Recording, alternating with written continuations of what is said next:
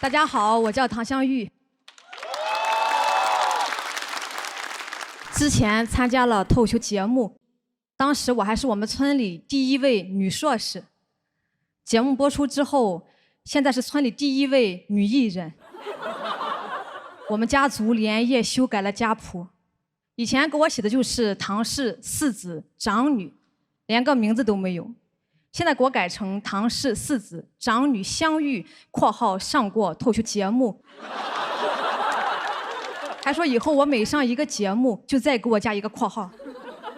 照这个速度发展下去，将来很可能给我单独建一个祠堂。去相亲也有优势了，人家说我有车，我有房，我说我有个祠堂。家里还是在催我找对象。今年的形势更加严峻，连我弟都快结婚了。我爸愁坏了，他说：“你到底结不结？你不结，你弟还得结。”我说：“他又不是跟我结，这都得赔一个吗？”我现在还不想结，我妈说：“我知道你不想结，但你先结。”问题是我跟谁结？他急了。你先别管跟谁结，你先结。我已经听不懂了。都说现在婚姻自由，没想到这么自由哈！这玩意儿都能预售了吗？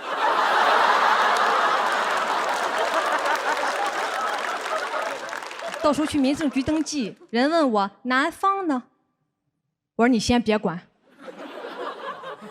你先下单。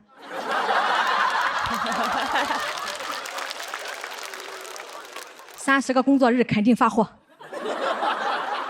家里很怕我将来没有人要，从小就给我预设了一个婆家。4、5岁的时候就跟我说：“你不叠被子，以后婆家笑话；不会包饺子，婆家笑话。”所以我从小就觉得婆家好像不是啥好地方。我从幼儿园就开始恐婚了。那时候你要跟我说狼来了，我一点都不害怕。你要是说婆婆来了啊，那我就想从学校里逃学，也得回家叠被子，一边叠被子一边包饺子。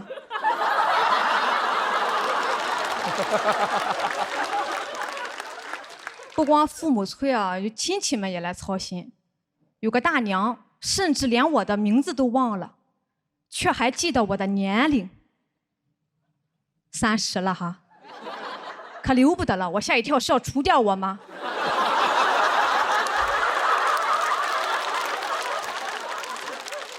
他说再不找就真的没有人要了。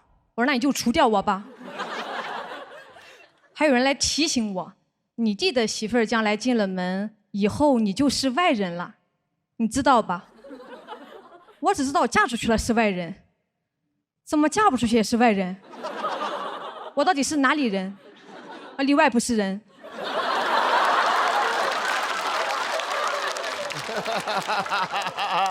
他们的意思是家里的房子要给我弟，以后我回去可能都没有自己的房间了。我弟一听就急了，凭什么呀？不是说给我买个新房子吗？他们把这个矛头转向了我表妹。你姐姐已经魔怔了，你要是不赶紧成家，以后就跟她一样，到处漂泊，没有人管。我表妹都要哭了，还有这种好事啊？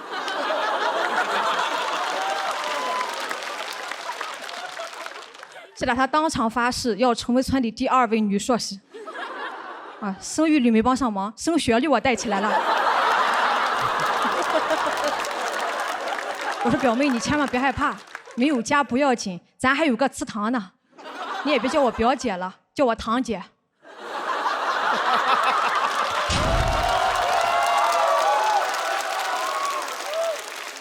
我不是不想结婚，只是还没遇到合适的。就像现在，我也没想出合适的结尾，但我决定听我妈的，不管了，我先结。好，谢谢大家，我是唐玉，谢谢。大家好，我是唐香玉。啊，这一轮是挑战赛，我特别害怕。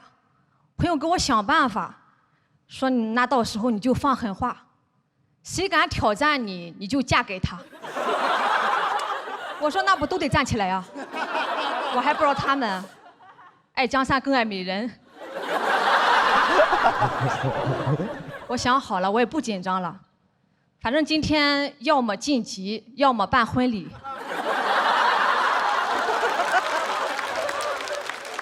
肯定都是喜事儿。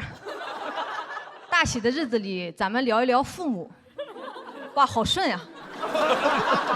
我经常在段子里吐槽父母，我也问过，你们会介意吗？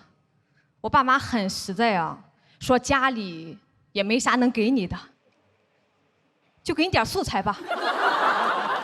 吐槽归吐槽，孝心还是有的。我把这些素材写成段子，变了现，就给他们买点东西。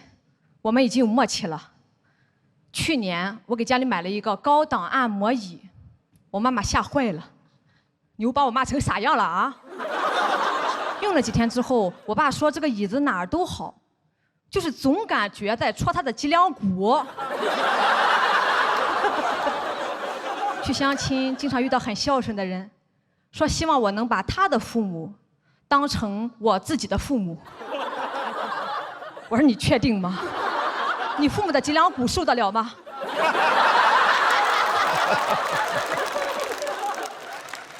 家里也不图我什么，这些年对我就2个心愿：一，考个公务员；二，找个公务员。排名不分先后，但我至今都没有做到。我爸爸的眼睛里现在已经没有光了，他说走在路上都感觉人家在笑话他。我很想知道这个人家到底是谁家，为什么这么多年不肯放过我爸爸？其实，在我们村里啊，最大的不孝就像我这样，30了没有稳定的工作，也不找对象。我现在回去都不敢多逗留，往村口一站，那就是顶流，就是舆论的漩涡。什么单身狗已经是好听的了，据说我现在已经离过2次婚了。更离谱的是，因为我跟黑灯关系好，说我跟一个盲人在一起了，眼神不好才看上我。黑灯下的火速澄清，我没有看上你，我都没有看见你。我妈说不行，得回来，得亲自打破这些谣言。我就回老家跟着吃了一个席。哇，那个席上的每一个人都能审判我，那都不能叫开席，那叫开庭啊。他们那个眼神啊，就是你怎么敢的呀？你怎么敢活得这么爽？有个大爷话都说不利索了，还要坚持当审判长。他说我现在20、30潇洒，40、50肯定后悔，70、80老了瘫了没人管，几句话概括了我一生呀。我说大爷，你保重身体吧，等我到了70、80，你来管我。他说我哪能管那么远？我说但你管得快呀。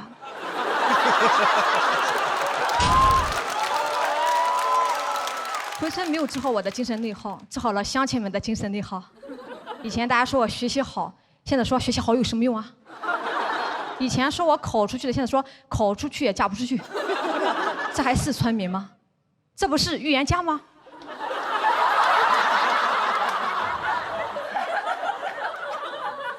那个席上大家对我的评价就分成了2派啊，一派叫读书读傻了，另一派叫读书读野了。别人是又蠢又愚，我是又傻又野，怎么听都不像好话呀。那还好没读博士，要不然就是傻野博士。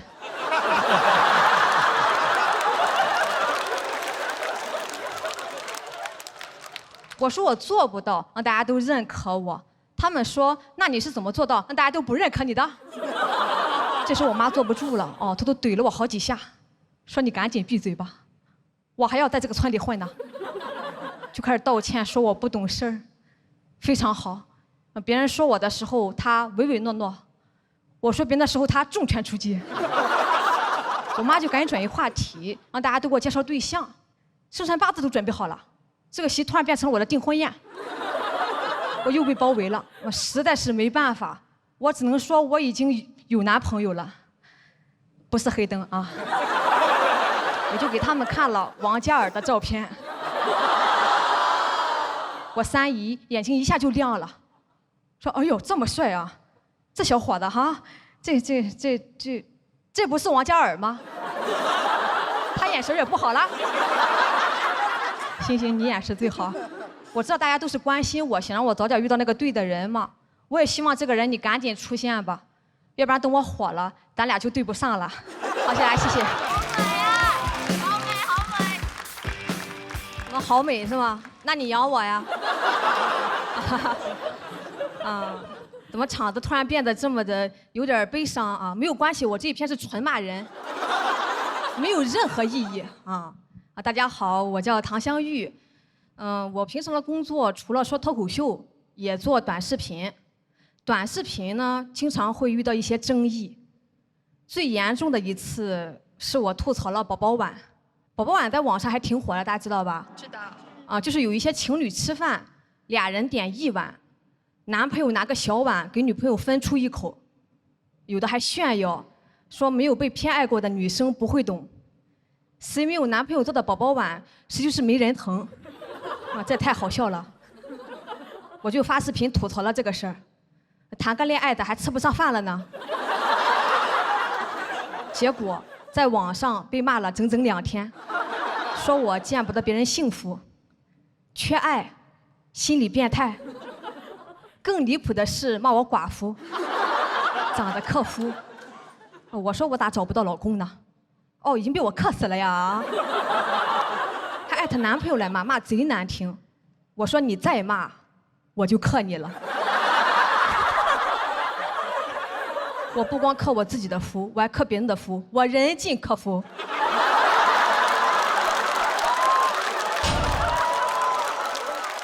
再加上营销号的各种搬运这个事就闹大了。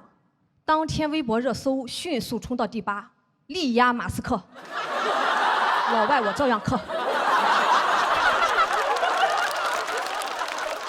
来的都是克。热度越来越高，删了也没有用，删了又跑到我其他视频里去骂，株连9个视频。就在我实在受不了，准备要退网的时候，出现了一个关键转折点转折点来了啊！我的偶像王嘉尔官宣了国内巡回演唱会，咔几个热搜，直接把我顶下来了。我当时就反应过来了，我根本不是没人疼。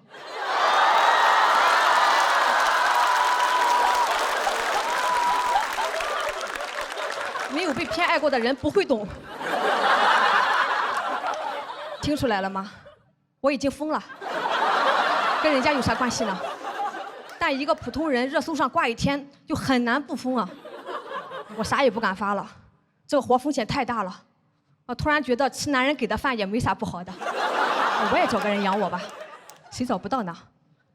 我连夜注册了一堆社交软件，专门匹配厉害的，最起码得是男硕士，全日制的啊。我的最爱，筛选出很多，有联合国什么项目的大使，福布斯青年领袖，还有探险家。哇，探险家！上一次看到这个 title 还是哥伦布。我很俏皮的给他发了个语音，我说最近有没有发现新大陆？他说他喜欢玲娜贝尔，不喜欢新大陆。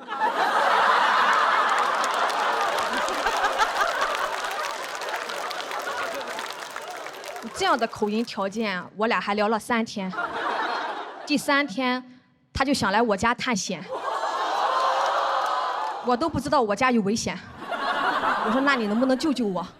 我把热搜发给他，他说对不起打扰了，你别挂我可以吗？只有一个弟弟没有退缩还得是年轻人啊。他是一个00后，比我小7岁。我也没想到我这么坏。弟弟虽然年纪不大，但特别 man， 可以说是一个小小男子汉。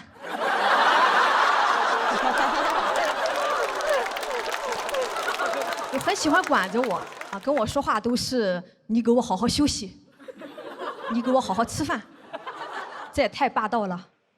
马斯克见了也得叫声总裁啊。直到有一天他跟我说：“你给我买双鞋吧。”我说：“那我还是给你好好吃饭吧。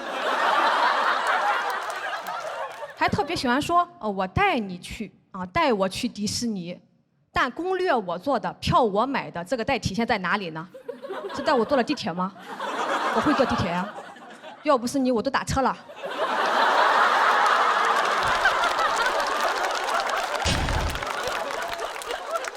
就甚至我朋友圈发过的旅游的照片，他转发给我说下次带你去。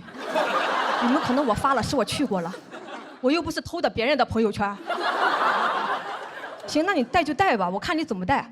哦，全程就给我买了1瓶水。哦，原来是小额带啊。没有这瓶水我就渴死了呢。我说你可别再带我了，我现在都害怕，将来你走的那一天，会不会也要带我一起走？他说这就是一种说法啊，不重要，重要的是在他面前，我可以永远做一个小女孩。这也太宠了吧！但现在这个小女孩要自己养小女孩，还要养你这个小男孩，好像比我当独立女性的时候还要独立啊，甚至有点为母则刚了。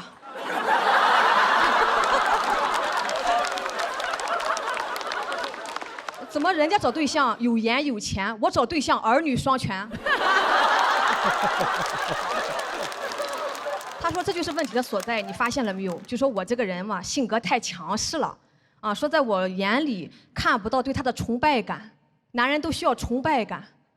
我说你花我的钱，我还要崇拜你，我咋不祭拜你呢？小小年纪咋爹味这么重呢？我上网还查了啊，说这种叫爹系男友，这个名字一听就有伦理问题。我这是真的，我这个还存在赡养关系。不上班我赡养你啊！啊，终于扣题了。网上对爹系男友的评价还挺高，说是遇到这种男生会很幸福，会把女朋友宠成宝宝。我一看宝宝，那不行。那我的碗岂不成了宝宝碗？我这不是背叛了我自己吗？所以最后我说，要不咱俩还是算了吧。不是我不孝顺，实在是忠孝不能两全呀。好，大家谢谢，祝你们开心，谢谢。大家好，我叫唐香玉，今年30岁，单身，至今未婚。我讲了很多催婚的段子，为啥对这个事儿这么大情绪呢？因为我有一个很厉害的三姨，一直盯着我的婚姻问题。我三姨什么人呢？知名媒人，乡村丘比特，在我们当地说媒几十年，所到之处狗都没有落单的。巅峰时期给村里的老赖都说上了媳妇儿，简直是功德无了。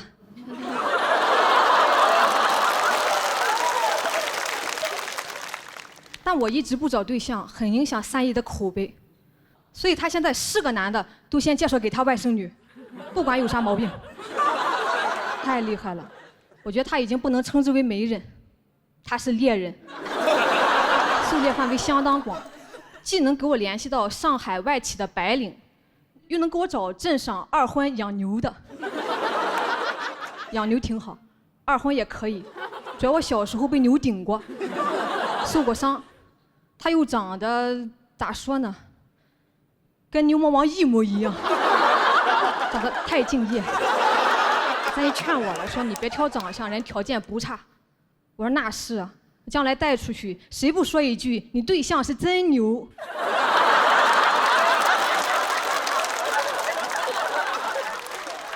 他说你管这些干啥？你要是跟了他，没别的，光牛肉都吃不完。我说就没别的了。你还是说点别的吧，我没有那么爱吃牛肉呀。三姨说那毛肚吃不吃？牛大哥其实人不错，聊了不到半个月，我就学会了养牛。我打听了一下，他老婆跟他离婚之后自己干也养牛，也就是说跟他有过情感纠葛的女人，都闯进了畜牧业。我突然有一个大胆的想法，我说比起婚姻，你可能更适合干培训。授人以牛也很牛，跟他比起来，白领哥的花样就多一些。我俩都在上海嘛，他一直说想约个饭，但迟迟定不下吃饭的地点。我寻思师傅怕花钱呀，那我来订也行。他说绝无此意，只想找一个能看到东方明珠的饭店。外企是讲究，用东方明珠下饭。然后我们俩去了东方明珠旁边的海底捞，完全看不到东方明珠。吃着吃着，他突然说要对他父母好，他父母都没吃过海底捞，这孝心也太突然了。旁边的服务员都不敢动了。完了，我也没有服务过我的父母，当时就要买火车票回老家给父母洗脚，做美甲。我也不知道说啥，我说那咋办？那让你父母来一起吃。他说父母都在老家呢，没有来过上海，越说越伤心。最后发誓一定要带父母看一次东方明珠。眼看要哭了，我赶紧安慰他，我说这个事儿也不能怪你，主要责任在东方明珠。他在上海这么多年了，都没想过让你父母来看看。长个大高个子，一点人事儿不干啊！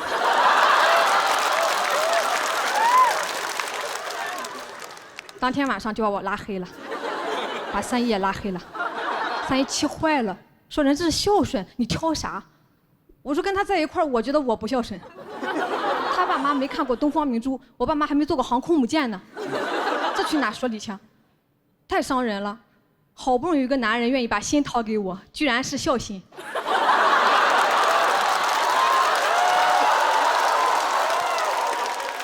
我也想跟3姨好好说话，像从前那样，但现在2句话就能扯到这些事儿上。前2天给我打电话聊起来，说一起跳广场舞的认识了一个姨，脾气好，人也勤快，要是能给我当婆婆就好了。我想问那个姨做错了什么？那个姨甚至都没有儿子呀，就要给我当婆婆了，这是什么模式？消失的她，老公已经这么没用了吗？哦，人问我你老公呢？我说还没出生呢。太独立了，咱们独立女性就找独立婆家，好像一切努力都是为了找个好婆家，从小就这样。结婚真的太重要，有什么好东西也要留到结婚。我们家有一床蚕丝被，距今已经有13年的历史。我说我这辈子没盖过这么好的被子，能不能盖一下子？说行，结婚时候给你。现在不行，我不得不去查了蚕丝被的使用禁忌，是不是未婚盖了不吉利？什么蚕这么厉害？哦，脑蚕啊。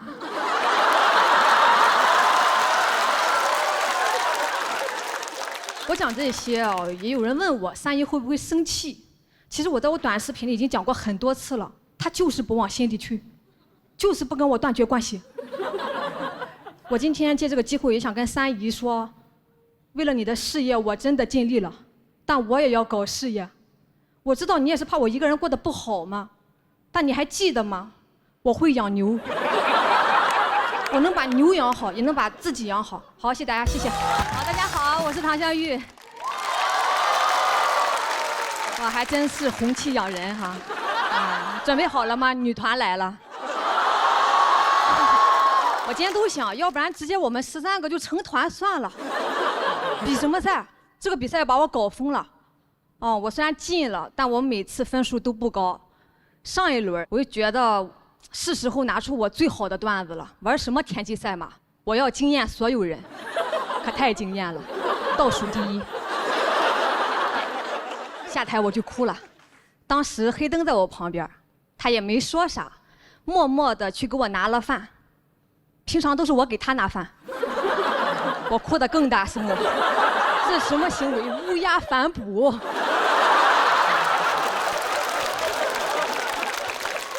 那我得吃啊！打开一看，拿2盒菜没拿饭，啥意思？我这么菜吗？脱口秀这碗饭我吃不上了吗？很敏感，也很脆弱。我那几天根本听不得倒数第一这几个字，碰到个3轮车倒车请注意我都听不得。我说有什么可注意的？他一直很努力，一直往前冲，就是倒了一下，有什么可注意的？师傅说要不你还是注意一下吧，快压你脚了啊！能听出来我性格特别的要强，也经常内耗。为此我还去医院做过那种心理测试，我怕测出来我有病，提前在家刷2套模拟题，是不是很要强？为啥是2套呢？因为第1套做出来真有病。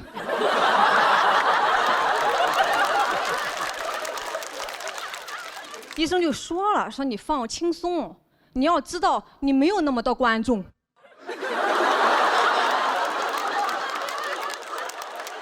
我说我有，你才没有。我当天就换了小璐姐的医生。我也想当超一流女演员。好，我就是这样，我就是一点儿也不松弛。我从小受的教育就很难让人松弛。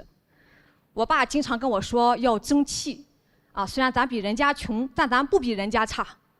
我说咱主要是不诚实。怎么不比人家差？咱连学费都交不起，每次都要拖几天。啊，老师问我啥时候交，我说不着急。我虽然没有交，但我也没有学。人穷志不穷，一点便宜不占。但我成绩还挺好的啊。老师都感慨说，人唐香玉家里这么穷都不放弃，你们有什么理由不努力？同学们面面相觑，什么理由？不努力还要理由？他努力不是因为他家穷吗？我说你可小点声吧哈。学校呢很重视我，经常让我去做那种励志演讲，我讲完他们就哭，也不捐款。我都这么穷了还消费我。青春期的自尊心格外的强，我就下定决心，我好好努力考第1名，让人家忽略掉穷这个光环，都已经是个光环了。我发了很多奖状，还上了报纸。结果那些奖状和报纸都要强调一句家境贫寒，我越努力我家越贫寒。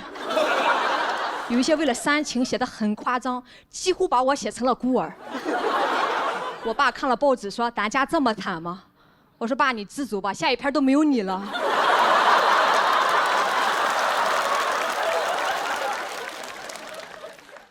家里都求我说别再去演讲了，想要啥给你买点啥行吗？那我就不客气了。我要了一件棉服，有毛领的那种。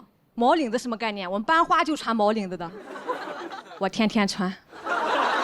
开春我不是班花啊，开春了太热，把毛领子卸下来，缝在校服上也要穿。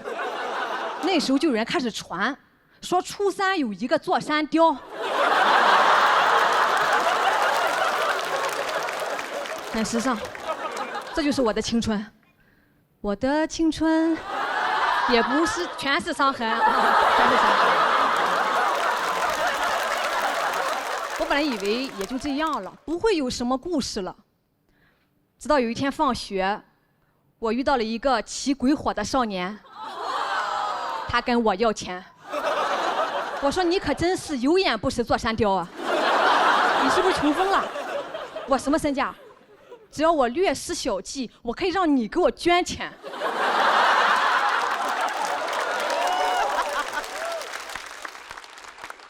他当时那个表情啊，就是这个女孩好特别，见过横的，没见过又穷又横的，被我怼得面红耳赤，整不会了。我骑上摩托这么穷就跑了。我说你说谁穷？我3轮车嘲笑我，摩托车也嘲笑我。1周之后，他来跟我表白了。这有什么好意外的？《流星花园》没看过吗？像我这种贫穷、倔强又耀眼的少女，一定会引起道明寺的注意。唐三太。表白很用心啊，用的是当时最流行的方式，围了个心形，点蜡烛，很浪漫。但用的是家里停电时候那种白蜡烛，啊，起鬼火还点鬼火。老远一看，我寻思跨火盆呢，毛领子差点给我点了。我没有答应啊，肯定不能早恋，后果太严重，万一被发现了，全校通报怎么办？通报上又写家境贫寒怎么办？这事儿呢都已经过去很久了，距离上一次比赛也过去半个多月了，我已经好很多了，我现在非常松弛，能看出来吗？你能看出来吗？啊，我一想通了啊，倒数第一怎么了？那至少还没有淘汰，3菜就算菜，还能继续比赛，还在桌上就有饭吃。我把今天当成我最后一顿饭，我使劲吃，我不光要吃饱，我还要吃好，我不光要3菜，我还要1汤。谢谢。大家好，我是唐湘玉。哇，总决赛就是刺激啊！这家伙把我搞得跟飞行嘉宾似的。我们节目也播了好几期了。前几天我爸给我打电话，说现在镇上、县里、市里都在找我。我一下就慌了，这是要通缉我。我没提家乡名字呀。他说你得提呀，你这不是白宣传了？我说我没宣传呀。你要不要看一下节目？我一句好话没说。家丑过养也可以叫宣传吗？高情商这一块还得是山东人哈。跟我说还要来采访他，怎么教育的？我说有没有可能人家说的是你怎么教育的？是不是太自信了？就好比哪吒闹了海，龙王带着虾兵蟹将打上门了，李靖说我不接受采访，海鲜也拿回去。根本听不进去，已经飘了整个人。当天就把自己的微信名从天道酬勤改成了湘玉爸爸。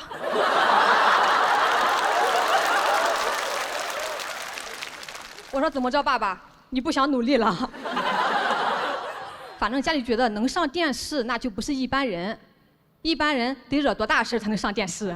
我爸都让亲戚来我家看电视，看我比赛的视频。人看了半天说：“哎，这不都是骂你的吗？”他说：“没有啊，这不也有骂你们的吗？”我还挺担心他们看到的，我妈也很担心，担心看到我火了，亲戚来借钱。我说：“咱先把借亲戚的钱还上，行不行啊？”我们家族这一次也是异常的重视，拿出了最高礼仪，按照之前的约定。说每上一个节目，家谱上就给我加一个括号。今年在我名字那一行，加上了喜剧之王。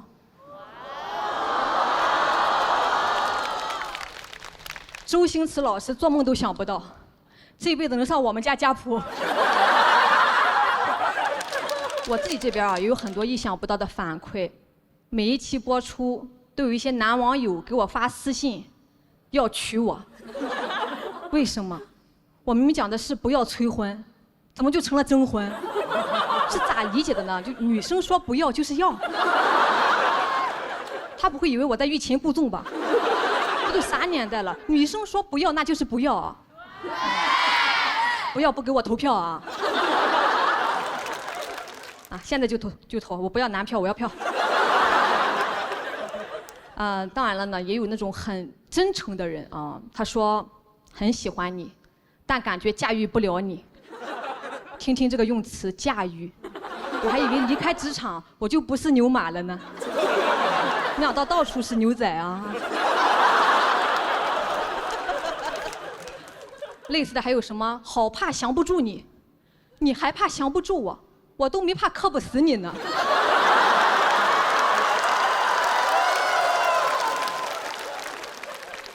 就关键这些私信，我每次都点开，因为它开头写的很官方，什么唐女士您好，何时有空啥的，我以为是商务，没想到是家务。我好好给你演出，你想一出是一出。我做错什么了要当我老公？也不是不能商量哈，主要这关系发酵的太快了，一下子太甜我也接受不了，我还是喜欢自然一点，慢慢来。微微发酵就挺好，就像统一无糖春福绿茶，里面的绿茶创新采用微发酵工艺，带来温润自然茶香，真的是恰到好处。这个商务也是恰到好处，真的爱我你就给我商务，钱在哪爱就在哪。但是呢，我说实话哈，真的要说真的。我承认我也驾驭不了男人，你看我这么能，我也驾驭不了男人。你别说驾驭了，我有时候都理解不了他们。就就前段时间流感的时候，我看到了一个很暖心的热搜，说老公误把酵母粉当感冒药给老婆喝。酵母粉是想把老婆也喂发酵吗？是怎么做到的呢？就黑灯都干不出这种事儿啊！有些评论更加的迷惑，说：“哎，算了算了，我老公也这样，我老公还给我喝过期的呢，这怎么还卷起来了？笨蛋老公爱上我。”更有甚者说：“习惯就好，大猪蹄子常规操作。”我最不理解“大猪蹄子”这个词，明明是一件很危险的事儿，为什么要说的这么糯唧唧呢？猪蹄子可没惹，不要丑化猪蹄子，人家没有这个猪脑子。但我不敢想象这个事儿如果是女人干出来的，评论区得是什么样？那可能不是大猪蹄子，那得是小金莲子。大郎，起来喝酵母粉了。咱们家做炊饼的，这玩意儿管够，多喝点儿。这么多年你也该发起来了。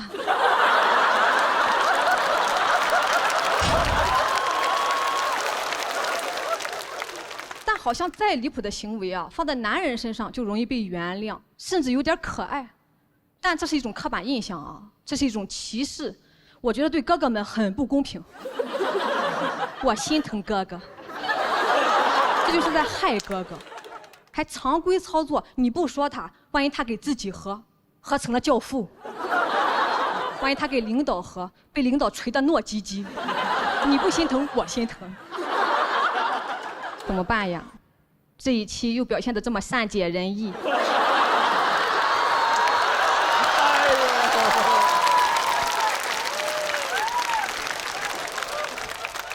播出之后，又会有一大批人爱上我。但我真的求求了，不要再给我发私信了。我现在事业上升期，没有时间驾驭你们。牛仔很忙的。谢谢谢谢。好，大家好，我是唐湘玉。稍微有点缺氧了，太刺激了。今年确实是我没想到，我居然一上来就挑战大魔王。我本来还以为我会是大魔王。没事啊，能跟咱们珠心算神童打一场，我也算是走起来了嘛。哈哈，确实啊，我今年有很多新的尝试。过年的时候，我还登上了山东春晚，你们的反应特别好。当时这个消息一出来，很多人都以为我是回去贴脸开大的，结果播出来都说我被招安了。平常吐槽这不好那不好，一回去谁不说俺家乡好？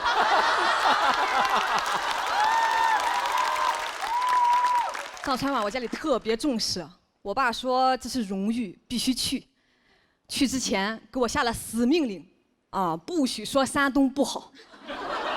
我说我从来没有说过山东不好，我一直说的是咱家不好。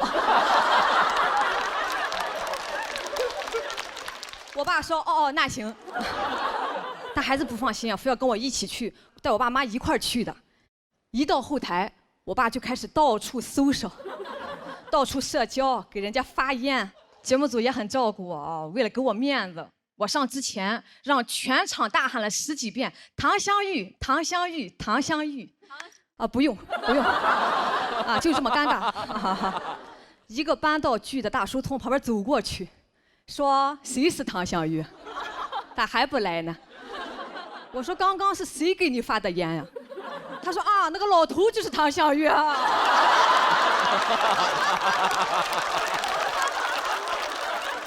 一句话差点把我噎死，我更紧张了。我一上台就开始打嗝，平均3句打1个。观众说讲的啥没记住，节奏是真好啊。录完我就直接回老家过年了。村长听说我回来了，来我家想要一些签名照。谁会随身带着签名照？我。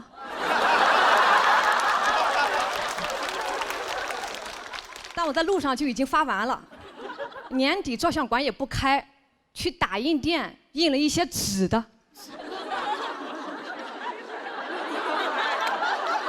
跟寻人启事一样。我何止走起来了，我都走丢了。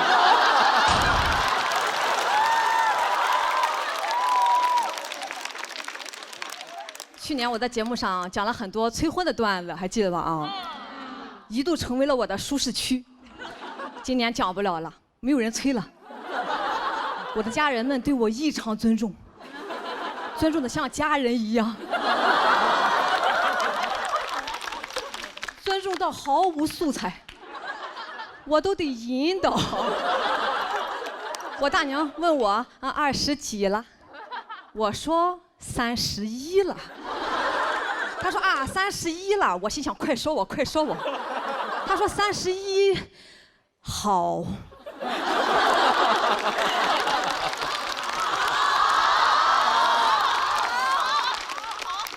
我说好在哪儿？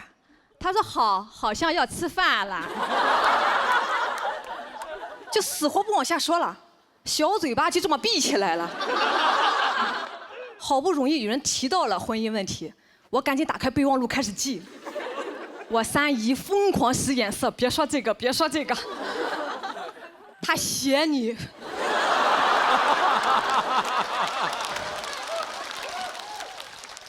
就好像我打开的不是备忘录，是生死簿。我现在不光克夫也克亲戚了。可怜我三姨，一个开朗的媒婆，变成了回避型人格。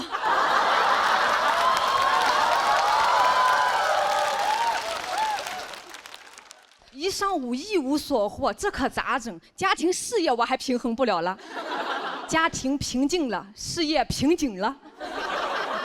我悄悄问我爸，我说怎么今年大家说话都不难听了？我爸说，因为大家已经知道谁说话最难听了。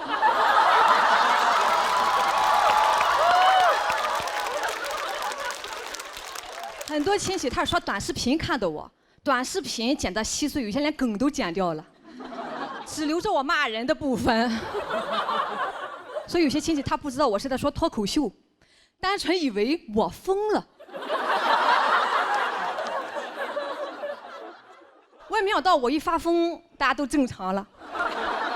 吃饭之前，我大爷就我们家族现在权力最高的人，亲自过来问我：“你上哪一桌？”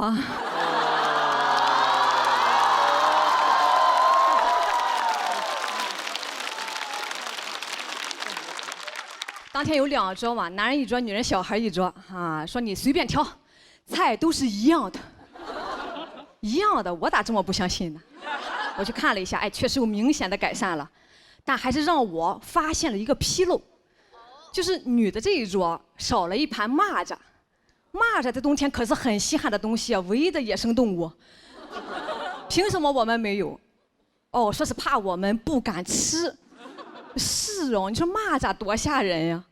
买回来我亲手烫死的。翅膀我大娘剪的，最后我妈亲手炸的，好可怕呀！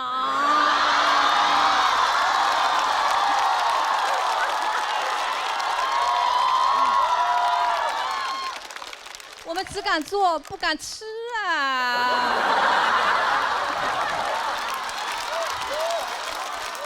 所有人面面相觑，他好像是真疯了啊！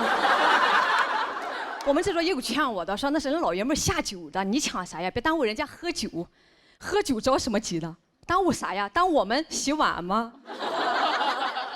最后说不行，我上他们那一桌吧。我说也可以，但你们不要抽烟，不要提想当年，也不要把酒洒在菜里面。他们说还是把蚂蚱给你吧。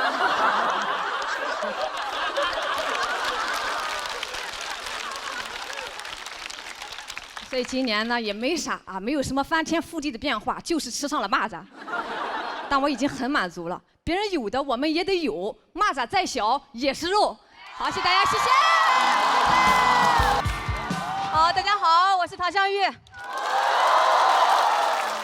还是脱口秀的舞台好啊！我也不敢演线下剧了，现在。那张照片不会突然出现吧？特别压力特别大，最近因为一直在比赛嘛，我确实还是压力挺大的。我就去刷我上一季的高光时刻，解解压，压力更大了。为有一条视频点赞特别高，但热评第一，你们知道是什么吗？是有人放了一张我的丑照，啊，没有比杨哥那张好多少。说他其实长这样，好多人帮我说话怼他，那咋了？关你啥事啊？人好笑不就行了吗？好像没有安慰到我什么呀。但我好好打扮一下吧，也有人不满意，啊，说忘本了，好看了不好笑了，咋了？是粉底把笑点盖住了吗？啊？他说你应该把心思放在业务能力，不然你再打扮也只是一个普通的小美女。我仔细想了一下，未尝不可呀。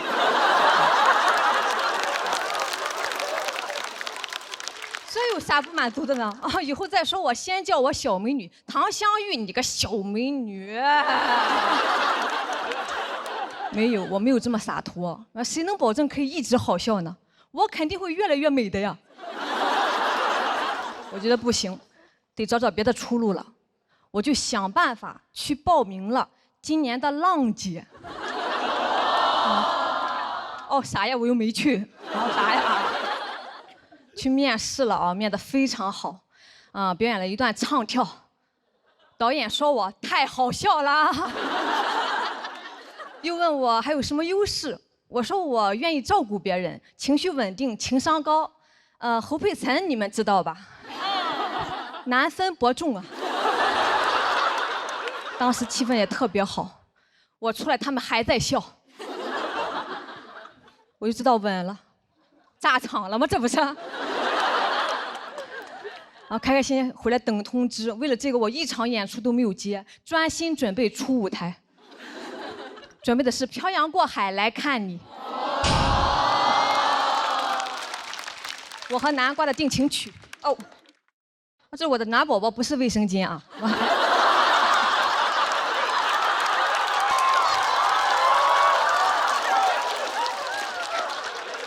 是卫生巾又怎么样？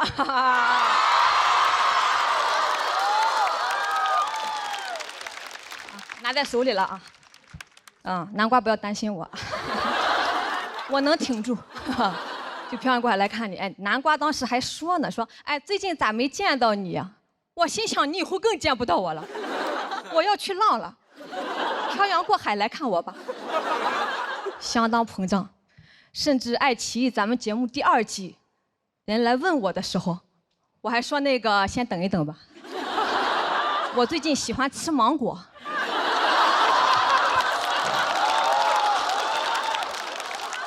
猕猴桃再说吧。直到有一天，我刷到了一个营销号，我有点坐不住了。他说唐香玉已经和浪姐第6季签了1轮游合同。谁会签这种合同？底下3条评论：啥时候播呀？还有谁呀？以及唐香玉凭什么1轮游？我用小号发的。这也太瞧不起人了，我必须得争口气。我花了4000块钱，专门请了一个舞蹈老师，好好学了一段，把视频发到网上。网友的评论很抽象，说我跳舞有口音。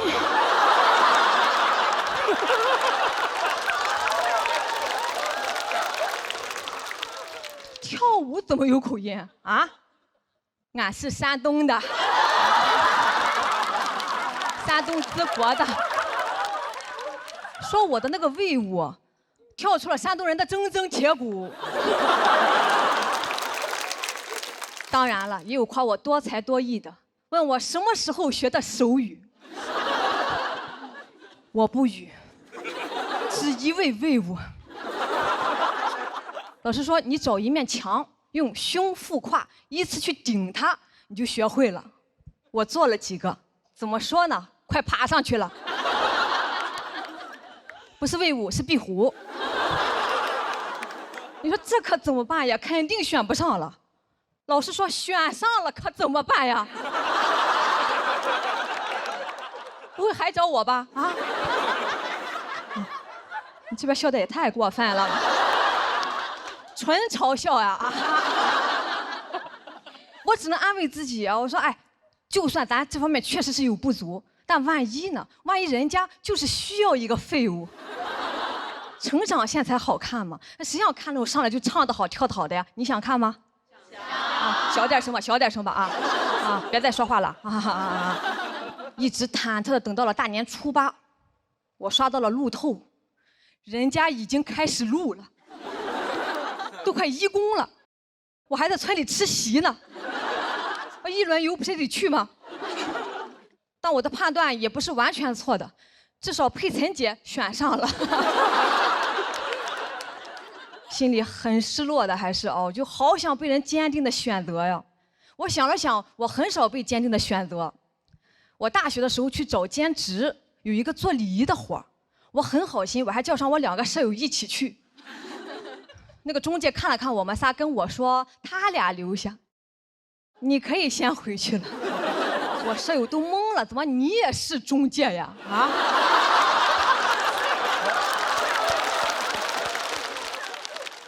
我想起小学的时候选秧歌队，选上了的站前边扭正经的，选不上的也不是不正经啊，就跟在后边搞气氛，演师徒4人虾兵蟹将啥的。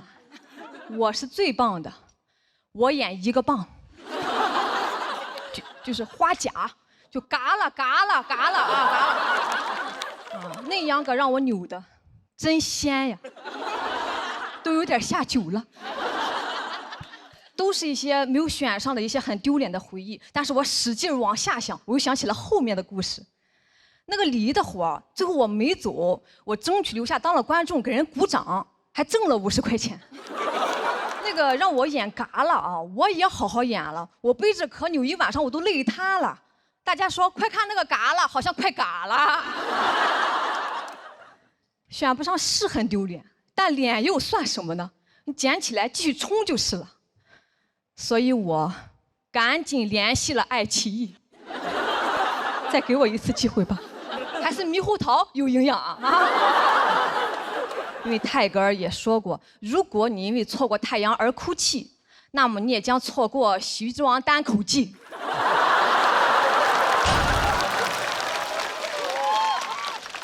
多好呀，至少游到第2轮了。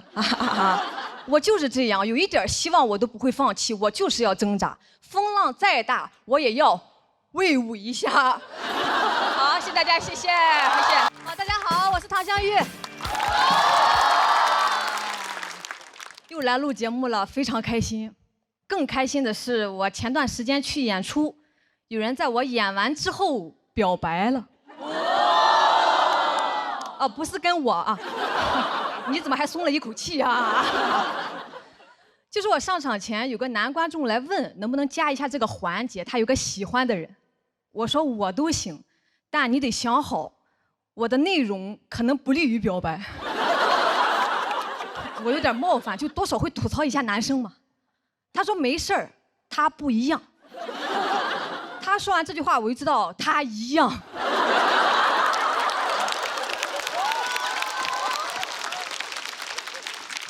那天我刚讲完，他就窜上来了，让全场给到掌声和尖叫。那个架势都不是 carry 全场，是 Mary 全场。把女孩也叫上来了，但人家还没说愿不愿意呢，就有人起哄，亲一个，亲一个。当时场面就僵住了。我讲了1个多小时，还不如这1句冒犯呢。我看女孩特别尴尬，我又看男孩下不来台，他就不下台。情急之下，我说那要不你亲我一个，不就是多一张嘴的事儿吗？就当我大义灭亲了。不行就亲那个起哄的，他肯定愿意呀。我看他快惨死了。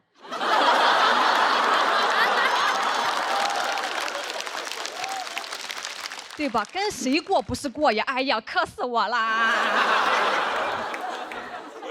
我已经5年没有亲过嘴了，说出来又如何？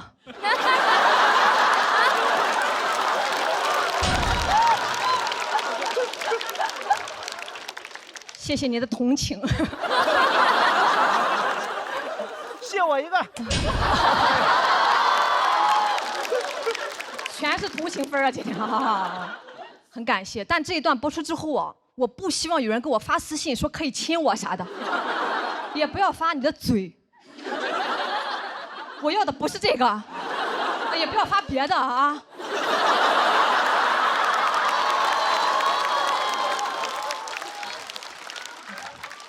说不清了，说不清了，就是不用同情我，我也谈过恋爱的，有喜欢的我也会追，但是我追上了，我又想超过他，很容易就超过了。研二的暑假，我前男友说他要去学车，没时间陪我了，我说那我也一块去学呗。他说你不行，你没有方向感，你不用学，以后老公拉着你。啊，谁还会用拉这个词？好 low 呀！你学的是拖拉机吗？以后是啥时候你科目2挂2次了？以后在这个驾校里拉着我吗？你许我朝朝暮暮，我陪你陡坡起步。到科目3更不得了了，晚上打电话就是给我讲发动机、仪表盘。那段时间我舍友都以为我谈了个飞行员。我本来我就严重的晕车，听不了这些，听都很想吐。可把我前男友担心坏了，担心我以后吐他车上，说以后坐他的车我得空腹，我就知道跟着他得饿肚子啊！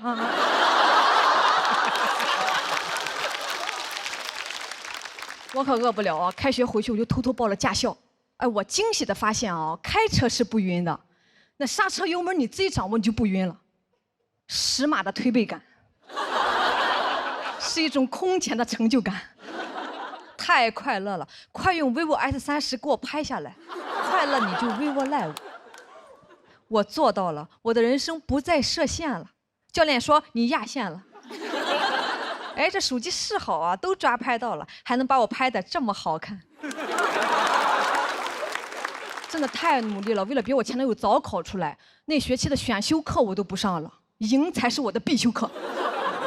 我啪甩出驾照的那一刻，他当时瞳孔都扩散了。啊，超过我了！我说嗨，一脚油的事儿。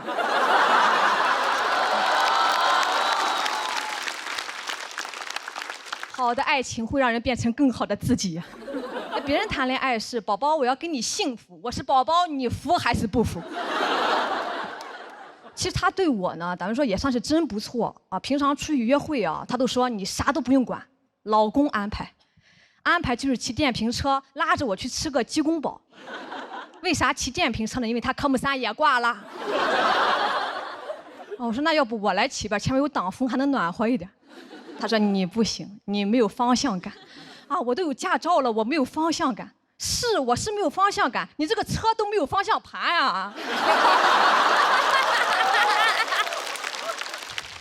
那啥时候会让我骑呢？就是他出去喝酒，跟兄弟们就喝大了的时候，我去代驾。去2次就不太想去了，每次都喝到后半夜聊一宿，一个梗都没有。我就会忍不住接梗，这就形成了最初的开放麦模型。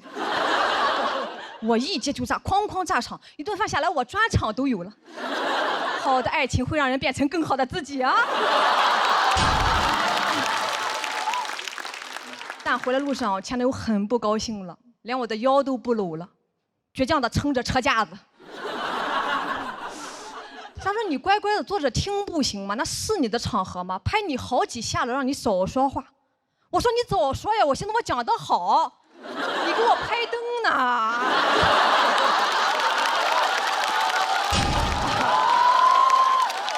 这才是拍灯啊！很快我就提分手了，他很难过，说从外形啊各种表现来看，满分10分，他朋友们给我打了5分，但他依然很爱我。我说你要真的很爱我，你就不会跟我说这个，因为我朋友们给你打了不及格，我都没好意思跟你说。我也是真不错，随便一表现就得了5分，怪不得后来我的专场在豆瓣9.5分。说出来太爽了。这些年吧，男人没留下，留下了一身本事。所以这一篇也算是一封感谢信吧。最近又想长本事了，正好有一个恋综联系我，但同时也想联系我的前男友，是那种在前任上的恋综，前任看着我谈恋爱，这也太刺激了，我想去，好久没骑电瓶车了。所以这一篇也算是一封邀请函吧。你在看吗？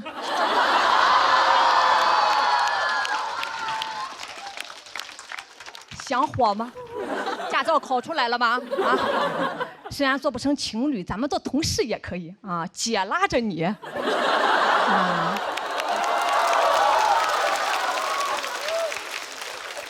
到时候你也是啥也不用管，你就乖乖的，你少说话就行了。好，谢谢大家，谢谢。